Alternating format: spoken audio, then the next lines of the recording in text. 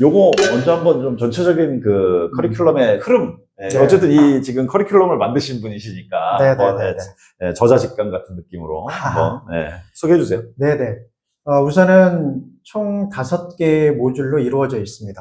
그러니까 임원분들을 대상으로 하다 보니까 뭐 이렇게 막 세세하게 뭘 적고 하고 이러기보다는 이렇게 이슈를 던지고 그 이슈가 이제 실질적인 본인들의 이슈, 그런 걸 또 같이 논의하면서 그러면서 왜 우리가 이걸 지금 이렇게 논의를 하고 있고 서로 얘기를 나누고 있고 또 이걸 통해서 우리가 앞으로 어떤 방향으로 가야 하는지를 알아야 하기 때문에 전반적인 그런 내용으로 구성이 되어 있습니다. 첫 번째. 이게 전체 시간이 얼마예요? 6시간이요. 6시간. 네. 6시간 동안 구성이 되고. 네. 그래서 각각 5개 모듈을 6시간 동안 하다 보니까. 엄청 빠르게 막 그렇죠. 탁탁탁 치는 약간 그런 느낌. 그렇죠. 임원분들이 있다 보니까. 만약에 임원이 아니면 6시간이면 좀 타이트하죠. 있습니까? 타이트하죠. 왜 그러냐면 임원분들은 워낙 이런저런 교육을 많이 받으시고 또 실제 여기 대상이신 분들도 정기적으로 매월 외부 가서 이런 여러 가지 환경이나 경영 이슈와 관련된 교육을 받으신 분들이 계시라서 KMA나 이런 데 가시나 보죠? KMA도 그렇고 뭐 세리 예전에는 뭐 세리를 계속 하셨다고 하더라고요. 그래서 기본적인 내용들을 다루기보다는 실질적인 이슈를 가지고 꺼집어내서 본인의 관점도 얘기하고 또 다른 사람들의, 다른 임원분들, 다른 파트너 부문의 관점도 들어보면서 회의할 때 매번 내 걸 너무 강하게 주장을 하면 자기 주장이 강하다 보면 서로 싸우게 돼 있죠. 그렇죠. 뭐 임원분들이라서 치고받고 싸우진 않지만 임원분들 말 못하시는 분들은 안 계시잖아요. 그렇죠. 끊임없이 얘기를 하다 보니까 회의가 끝나지 않는다는 거죠. 그렇죠. 끝났음에도 불구하고 결론이 없고 그리고 받아들여지지 않고 자기 입장만 계속 강조를 하고 막 이러다 보니까 그걸 이제 이 CEO분께서 굉장히 답답해 하셨던 것 같아요. 그래서 이제 이런 의뢰를 하셨고 그래서 임원 간의 소통, 어떤 방식으로 소통을 해야 되고 또 이 협업 마인드가 왜 중요한지를 첫 번째에서 가볍게 뭐 일종의 마인드셋 비슷하게 서로 얘기를 좀 나눠보는 시간을 가질 거고. 그래서 모듈명에다가 임원 간 소통과 태도 이렇게 태도라고 표현하면 좀 그래서 제가 모듈명을 조금 바꿨어요. 바꿨어요? 뭐라고 바꾸셨어요? 소통과 협업. 협업으로.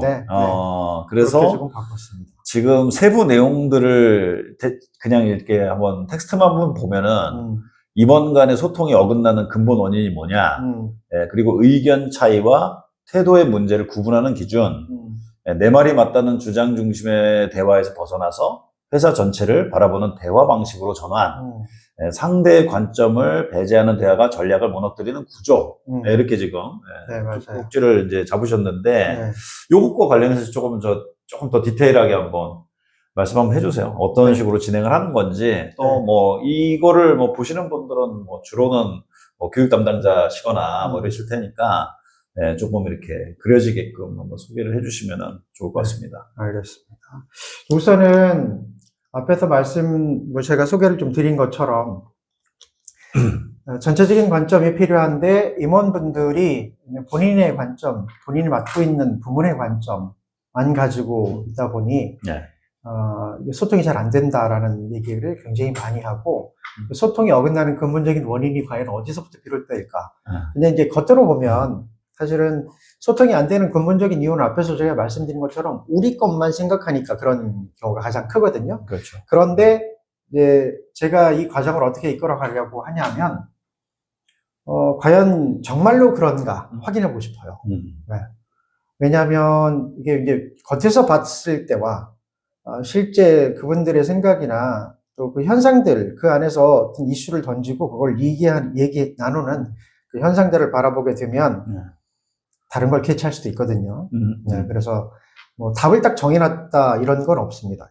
이 과정을 통해서 어떤 이슈들이 나왔을 때 그걸 어떻게 접근하고 어떻게 생각들을 가지고 상대방을 설득시키고 그러니까 이제 설명과 설득은 또 차이가 있잖아요. 설명은 일방적으로 정보를 전달하는 거고 설득은 상대의 마음을 움직일 수 있도록 하는 건데 그런 과정들을 통해서 과연 상대방을 이분들이 어떻게 어떤 설득하려고 또 소통하는지 이런 것들을 좀 알아보고 그 의견 차이가 생길 때 과연 의견 차이가 어디서 생기는지 무엇 때문에 의견 차이가 생기는지 그런 것들을 좀 알아보고 그리고 그 의견 차이, 사실은 그분들 입장에서 제가 예를 들어 그분들에게 그럼 이런 의견 차이가 생기는 것들은 어떻게 해결을 해나가야 합니까? 라고 질문을 드리면 그분들이 그 답을 다 알고 계세요. 모르겠습니까? 뭐라고 네. 하던가요, 보통? 네. 네. 안다는 거죠. 아는데, 네. 아는데, 네. 이제, 이게 이제 중요하다고 생각을 하는 거예요. 일정 특정 자기가 생각하고 있는 이 부분이 상대방이 얘기한 것보다 더 중요하다고 생각을 하니까. 그러니까 네. 이렇게 설명하거나 내가 주장하는 것이 그거보다 더 중요한데. 그렇죠. 그래서 그러니까, 이제 끝까지 들어주지 않고 자기 이야기만 하더라. 그렇죠. 이게 이제 문제가 뭐냐면, 네.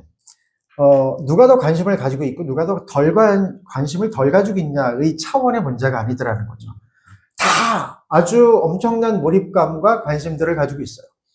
그런데 상대방이 제시하는 의견이나 아이디어보다 또는 제시한 어떤 솔루션보다 내가 생각할 때 상대방이 여기를 정확히 모르고 있다. 우리의 입장을 정확히 모르고 하는 얘기다라고 해서 본인의 입장을 더 강하게 강조를 하다 보면 누구나 다 똑같이 그러고 있다라는 거죠. 그러니까 네. 오해하고 있다라고 잘 모르고 생각하고. 있고 또는 이제 이 상황에 대해서 정확히 모르는 상태에서 이걸 얘기한다. 이렇게 생각을 하는 거죠. 그러니까 우리 입장을 정확히 모르는 상태에서 그렇게 얘기한다라고 생각을 하니 내가 상대방에게 그 상황을 조금 더 정확하게 알려주려고 하는 그런 의도로 얘기를 하다 보면 그게 주장이 되는 거죠. 강한. 그런데 그 얘기를 들은 상대방 또한 생각이 있을 테니 그 얘기를 듣고 수용하기보다는 또 본인의 주장을 얘기할 거고. 그렇죠. 이렇게 하다 보니까 결국은 결론이 잘 나지 않는 거죠. 우리가 회의할 때도 일반적으로 그렇잖아요. 그러면은 그걸 본인들도 다 알고 있는데 어쨌든 이제 이해관계 때문에 아마 그럴 가능성이 높잖아요. 그러면은 처음에 좀 진행하는 그 내용이 이런 문제를 좀 풀어줍니까? 지금 말씀하셨던. 첫 번째는 이슈를 꺼내보려고 해요. 네. 그러니까 본인들이 어디서부터 어떤 이슈가 있고 또는 어떻게 부딪히는지, 부딪혔을 때 어떻게 이것들을 의견을 좁혀갈 수 있는지를 제가 첫 모듈을 통해서 한번 살펴보려고요. 그래서 어떻게 합니까? 좀 더 구체적으로 말씀해 주시면. 우선 제가 그 짐 호든이라고 하는 사람이 쓴 책 있거든요. The Art of Engagement라고 하는 원체. 우리나라에서 이제 몰입과 소통의 경영이라고 하는 그 책을 보면 그 안에 재밌는 그림이 하나가 있는데 협곡 그림이 있어요. 협곡 그림. 협곡에서 여러 가지 상황들이 펼쳐지는데 경영진과 중간관리자 그리고 밑에 있는 실무자 입장에서 본인들이 굉장히 최선을 다하는 그런 모습의 그림들이 있어요. 근데 아까도 말씀드렸지만 이제 각자 최선을 다하고 있거든요. 각자 최선을 다하고 있는데 임원들은 자기 주장만 하고 있고 퍼즐 맞추기를 하고 있는데 퍼즐이 잘 안 맞아요. 그렇죠. 그 이유가 자기 주장만 하는 거예요. 그런데 이제 아이러니는 그 옆에 이렇게 또 화이트보드 비슷하게 중요 핵심 지표라고 밑에 내립니다. 합의되지 않은 상태에서 중요 핵심 지표를 내려요. 그럼 이제 그 핵심 지표를 보고 밑에 있는 중간 관리자들은 과연 어떻게 이걸 가지고 내가 성과를 낼 것인가 이게 고민이 되겠죠. 그렇겠죠. 더군다나 이게 방향이 명확하지 않은 상태에서 어느 방향으로 가야 하는지 판단이 안 될 겁니다. 그런 상태에서 또 뭔가 밑에 내려요. 저 이제 실무자들에게. 방금 전에 이제 중간 관리자고. 그렇죠. 실무자들은 또 그걸 보고 뭔가를 맞춰가야 하는데 일단 방향이 없으니까 일단 내 일에 최선을 다합니다. 그렇죠. 내 일에 최선을 다하는데 이제 중간 관리자 입장에서도 본인이 맡은 미션이 분명히 있을 거예요. 그게 방향이 명확하든 그렇지 않든. 그럼 이제 확인을 하는 작업들이 필요하겠죠. 물론 이 그림 속에서는 그런 것까지 나오진 않습니다만. 이 그림을 가지고 한번 문제점을 찾아보고, 각 계층별로 문제점을 찾아보고, 그러면 어떻게 하면 그 문제들을 좀 원활하게 해결해 나갈 수 있을까? 그럼 내가 임원의 입장에서 어떻게 이 조직을 좀 체계적으로 시스템화 시켜 놓을 수 있을까? 그 목표는 궁극적으로 우리가 조직 성과를 내는데 가장 중요한 목표가 있겠죠. 조직의 성과를 내는데 필요한 여러 가지 요소들이 있을 텐데 그 요소들 중에 우선순위가 또 있을 거고 그런 여러 가지 리소스를 활용을 해서 어떻게 하면 이걸 좀 더 시스템화 시켜 놓을 수 있을까. 그게 이제 가장 중요하다고 보고요.